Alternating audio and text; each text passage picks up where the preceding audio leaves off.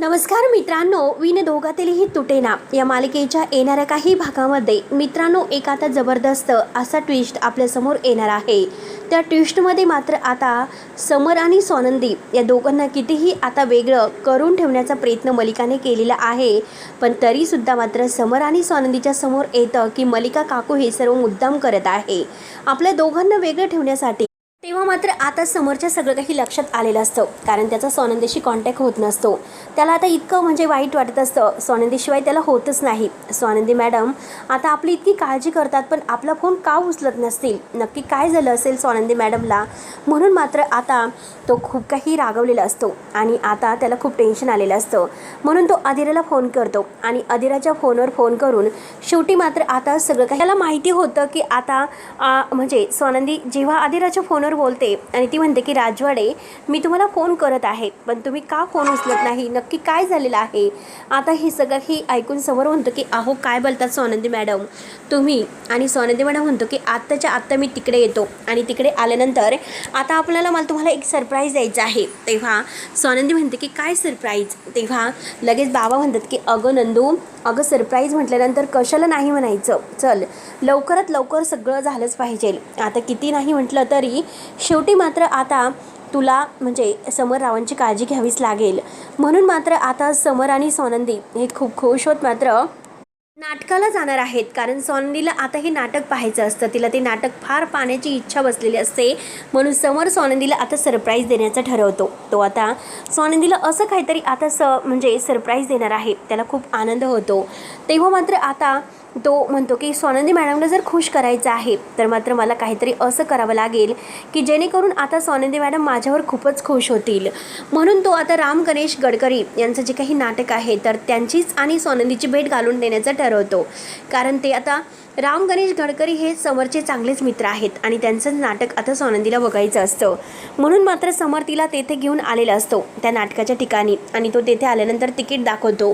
स्वानंदी म्हणते की काय बोलतात, आता मात्र तुम्ही मला हे सरप्राईज देणार होतात का। स्वानंदी आणि समर खुश होत मस्त नाटक बघण्याचा आनंद एकमेकांबरोबर घेत असतात। तेव्हा समर म्हणतो की मला तुमच्या चेहऱ्यावरचं हेच आनंद बघायचा होता, मला खूप छान वाटलं। म्हणून दोघंही आता इतके खुश होतात आणि दोघंही आता एकमेकांबरोबर वेळ घालवतात। दोघांनाही आता एकदम वेगळंच फील होत असतं। त्यानंतर मात्र आता स्वानंदी आणि समर हे दोघंही नाटक बघितल्यानंतर स्वानंदी म्हणते की खरंच मला खूप भारी वाटलं, नाटक तर फारच आवडलं। समर म्हणतो की अजून एक सरप्राईज तुमच्यासाठी बाकी आहे, आणि जे काही गणेश आहे गडकरी त्यांची मात्र आता तो ते स्वानंदीची आणि त्यांची भेट घालून देतो। स्वानंदीला खूपच छान वाटतं, स्वानंदी खूप खुश होते आणि म्हणते की खरंच तुम्ही मला सरप्राईजचा एक खूप मोठा धक्का दिला, मला खूप भारी वाटलं, आय लव्ह यू असं ती करत असते। आणि ते असं करून करून समरला घट्ट मिठी मारते। दोघंही आता एकमेकांबरोबर खूप खुश होतात आणि शेवटी दोघांमध्ये आबोला मिटलेला असतो। नंतर मात्र आता दोघंही इतके खुश आहे आणि दोघं एकमेकांबरोबर गप्पा करत जेव्हा घरी येतात तेव्हा मात्र आता मलिकाला खूप मोठा धक्काच बसलेला असतो। मलिका आता पाहते, त्यानंतर मात्र आता मलिका पाहत राहते। मलिका म्हणते की आपण यांना वेगळं ठेवण्याचा इतका प्रयत्न केला, पण शेवटी हे दोघं एकत्रच आले कसे। आता मात्र काहीतरी आपल्याला खास असं करावं लागेल, परंतु आता या सगळ्याच्या अगोदर समरने स्वानंदीसाठी एक आता निर्णय घेतलेला आहे। त्याने मात्र आता जी प्रॉपर्टी आहे ती मात्र आता स्वानंदीच्या नावावर केलेली असते, कारण स्वानंदी आता या घरासाठी इतकं काही करते, मग स्वानंदीचा हक्क आहे की आपण सुद्धा तिच्यासाठी काहीतरी करण्याचा। त्यामुळे आता त्याने प्रॉपर्टी नकळत आजीला विचारून मात्र सगळी निम्मी प्रॉपर्टी स्वानंदीच्या नावावर केलेली आहे। आणि आता दुसऱ्या दिवशी मात्र आता सकाळी आता मलिका प्रॉपर्टीचे पेपर्स आहे ते पेपर्स मात्र तिला कुठेही सापडत नसतात, कारण आता हे सगळं करण्या अगोदरच मात्र प्रॉपर्टी स्वानंदीच्या नावावर झालेली असते। आता मलिकाला तिला असं वाटतं की आता समर आणि स्वानंदी या दोघांना जर वेगळं करायचं असेल काहीतरी आपल्याला करावंच लागेल, आणि त्या प्रॉपर्टीबद्दल आता मात्र मला डिस्कस करण्यासाठी काही हरकत नाही, कारण आता ती प्रॉपर्टी काही झालं तरी आपल्या नावावर झालीच पाहिजे, जेणेकरून मात्र आता प्रॉपर्टीमधील आता जो हिस्सा आहे तर तो आपल्याला मिळेल आणि ह्या स्वानंदीला मात्र आपल्याला आपल्या ताब्यात ठेवता येईल, कारण ही स्वानंदी मात्र आल्यापासून आता समर आपलं काही ऐकायला तयार नाही। आपण खूप प्रयत्न केलेत, आपले सगळे काही प्रयत्न आहेत तर ते मात्र आता अगदी धुळीस मिळतात। त्यानंतर मात्र आता इकडे ही सुष्मिता आहे तर सुष्मिता अंशुमनला म्हणत असते की अंशुमन, मला किती काही झालं तरी आता मात्र लवकरात लवकर माझ्यासाठी शॉपिंग करण्यासाठी मला पैसे हवे आहेत. कारण लग्न झाल्यापासून मी पाहते तुम्ही माझ्यासाठी काहीच करू शकत नाही. लग्नाच्या अगोदर तर तुम्ही मला खूप काही स्वप्न दाखवली होती की मी हे करेल ते करेल, पण आज मात्र तुम्ही जे काही करतात ते खूप काही चुकीचं करत आहात.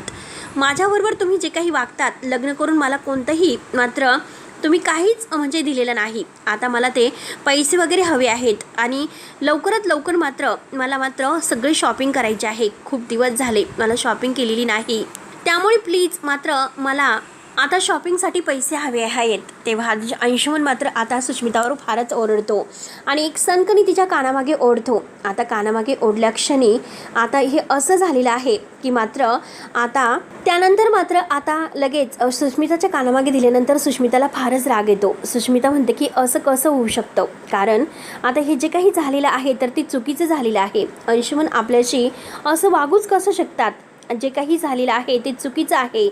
म्हणून मात्र आता लगेच सुष्मिता रडतच स्वानंदीकडे येते आणि स्वानंदीकडे आल्या क्षणी मात्र आता स्वानंदी विचारते की काय झालं सुष्मिता, तू का रडतेस. तेव्हा सुष्मिता म्हणते की ताई बघ ना, अगं मला मात्र अंशुमनने मारलेलं आहे. आता स्वानंदी म्हणते की त्याची हिंमत कशी झाली तुला मारण्याची. तेव्हा लगेच मात्र स्वानंदी रागानेच धावतच येते आणि रागाने धावत येऊन म्हणते की अंशुमन, अरे तू सुष्मिताला मारतोस कशाला, ती माझी बहीण आहे आणि तू तिला का मारतोस. तेव्हा अंशुमन म्हणतो की तुला काय करायचं, तू आमच्यामध्ये पडू नकोस.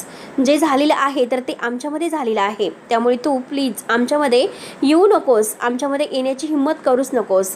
तेव्हा सुष्मिता म्हणते की नाही, किती काही झालं तरी आता अंशुमन तू जे काही वागतो ते चुकीचं वागत आहे. लग्नाच्या वेळेस तू मला खोटं बोलला होता.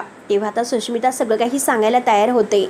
सुष्मिता म्हणते की हे बघ ताई, अगं जे काही कारस्थान हे करत आहे ना ते सगळं कारस्थान मात्र आता हे सर्वजण करत आहे आणि यांनी मात्र आता हे कारस्थान वगैरे करून मला प्रॉपर्टीसुद्धा तुमच्या नावावर जी काही आहे ती म्हणजे त्यांच्या नावावर करून घेण्याचं यांनी सांगितलं आणि खोट्या सह्या मात्र त्यांनी मला करण्यासाठी सांगितलेले आहे. आता ही सर्व काही ऐकल्यानंतर मात्र सुष्मिताला फार मोठा म्हणजे त्या स्वानंदीला धक्काच बसलेला असतो आणि त्याच वेळेस आता समोर सगळ्यांच्या समोर येतो. समोर म्हणतो की कोणी कितीही प्रयत्न केले, कोणी कितीही प्रॉपर्टी हडपण्याचा प्रयत्न केला, पण आज या प्रॉपर्टीची खरी मालकीन मात्र कोणीतरी वेगळीच आहे. कारण कोणी किती काही करा, परंतु आज मात्र ह्या प्रॉपर्टीची मालकीन आहे तर ती म्हणजे स्वानंदी राजवाडे, मिसेस स्वानंदी समर राजवाडे. आता हे ऐकल्यानंतर मलिकाच्या पायाखालची जमीन सरकते. तिला तर जोराचा शॉक बसलेला असतो आणि ती म्हणते की हे कसं शक्य आहे, कारण प्रॉपर्टी आमच्या नावावर करून घेण्यासाठी आम्ही इतके प्रयत्न केले आणि आज मात्र ही प्रॉपर्टी स्वानंदीच्या नावावर झालीच कशी. म्हणून आता समर आणि स्वानंदी या दोघांनी मात्र मोठा धक्काच दिलेला असतो आणि ते सगळं काही झाल्यानंतर मात्र आता मलिका म्हणते की हे शक्यच नाही आणि त्याच वेळेस आता मलिका तिचं खरं रूप दाखवते आणि मलिका म्हणते की आता मात्र मी का सहन करू शकत नाही. आत्तापर्यंत समर मी तुला काहीच बोलले नाही, आता या घरात मला माझा हक्क हवा आहेत, कारण जे काही तू वागला ते चुकीचं वागलेलं आहे. कारण मात्र हे बघ, आत्तापर्यंत मी तुझ्याकडे काहीच मागितलं नाही, सगळं तुझ्या हातामध्ये आहे म्हणून आत्तापर्यंत मी सगळं सहन करत आले, परंतु यापुढे नाही, यापुढे मात्र मलासुद्धा माझे हक्क हवे आहेत. कारण आत्तापर्यंत मी तुला काही मागितलं नव्हतं, परंतु आता मात्र मला माझं जे अस्तित्व आहे ते हवं आहे. तेव्हा समर म्हणतो की काकू तू काय बोलते, या घरात तुला प्रत्येक गोष्ट हक्काने देण्यात आली आणि आज तू जे काही बोलत आहे तर ते चुकीचं बोलत आहे. कारण स्वानंदीचा तो हक्क आहे ही प्रॉपर्टी स्वानंदीच्या नावावर होण्याची आणि काकू तू चुकतेस, तू चुकायला नकोस.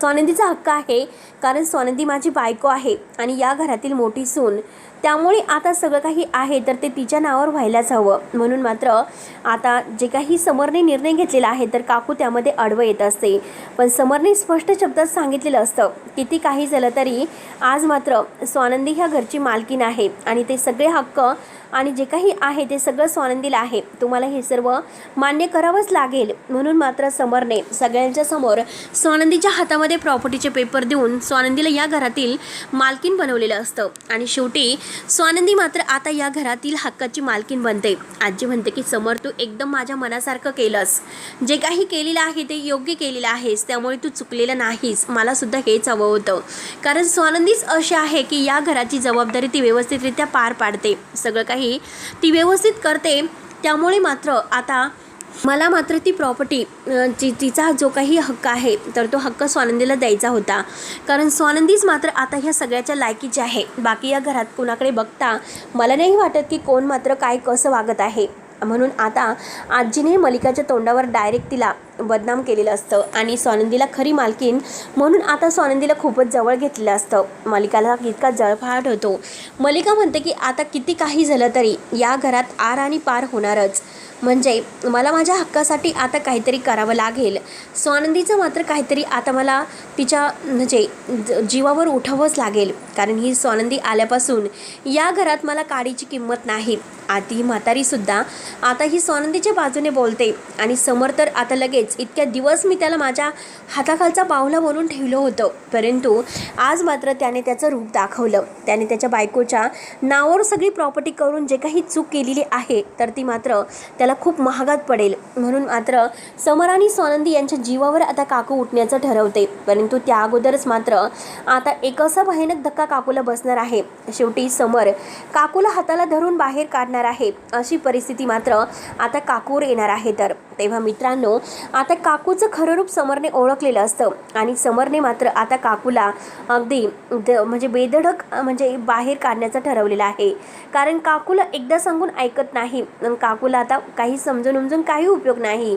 शेवटी काकूला मात्र आता सगळं जे काही आहे तर ते भोगावं लागेलच.